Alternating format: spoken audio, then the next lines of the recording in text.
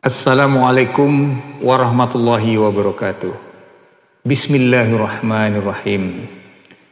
Dalam surat Al-Baqarah ayat 286 Allah berfirman bahwa Allah tidak akan membebani seseorang melainkan sesuai dengan kesanggupannya, dan juga Allah akan memberikan pahala sesuai dengan kebajikan yang kita lakukan, dan juga Allah akan memberikan siksa sesuai dengan kejahatan ataupun perbuatan jahat yang kita lakukan. Oleh sebab itu, marilah kita berdoa. A'udzu billahi minasy syaithanir rajim.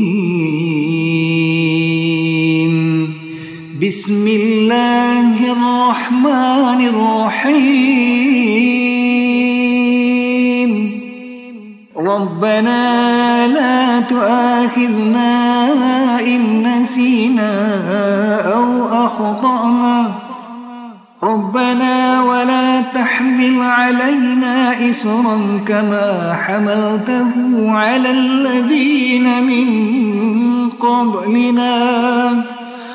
Rabbana wa la tuhammilna ma la taqata lana bih wa'fu 'anna waghfir lana warhamna anta maulana fansurna 'alal qaumil kafirin.